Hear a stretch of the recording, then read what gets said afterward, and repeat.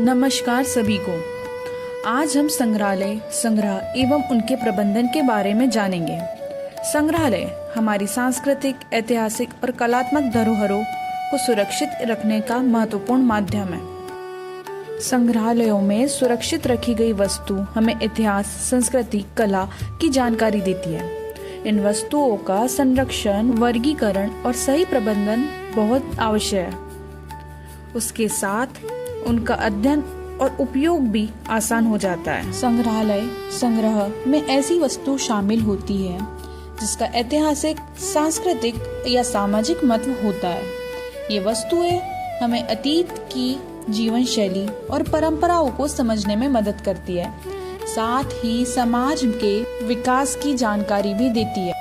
संग्रहालयों में मूर्ति, कलाकृतियाँ, सिक्के, पांडुलिपियाँ और ऐतिहासिक दस्तावेज सुरक्षित रखे जाते हैं। इसके अलावा लोक संस्कृति से जुड़ी सामग्री और पुराने हथियार भी संग्रहित किए जाते हैं।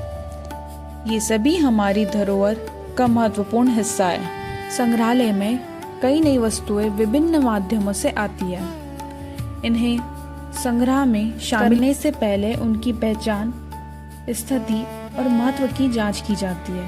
इसके बाद उन्हें सुरक्षित रूप से संरक्षित किया जाता है। संग्रहालय में आने वाली प्रत्येक वस्तु का पूरा विवरण दर्ज किया जाता है। इसके बाद उन्हें विषय और प्रकार के अनुसार अलग अलग श्रेणियों में रखा जाता है। इससे वस्तुओं को ढूंढना और प्रबंधित करना आसान हो जाता है। संग्रह प्रबंधन का मुख्य उद्देश्य वस्तुओं को सुरक्षित रखना है।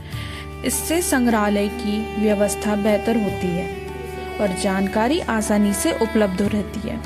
यह शिक्षा, प्रदर्शनी और अध्ययन कार्यों में मदद करता है।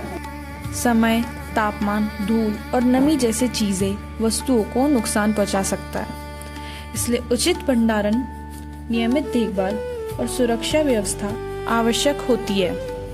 इससे धरोहर लंबे समय तक सुरक्षित रहती है। आज डिजिटल तकनीक की मदद से संग्रहालयों को प्रबंधन और आसान हो गया है। डिजिटल डेटाबेस और ऑनलाइन कैटलॉग के माध्यम से जानकारी जल्दी प्राप्त होती है। इसके अध्ययन से शोध कार्यों को भी सहायता मिलती है। अंत में संग्रहालय हमारी सांस्कृतिक और ऐतिहासिक धरोहरों का महत्वपूर्ण भंडार है।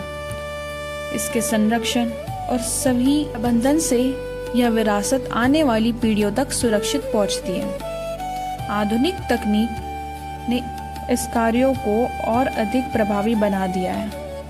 धन्यवाद।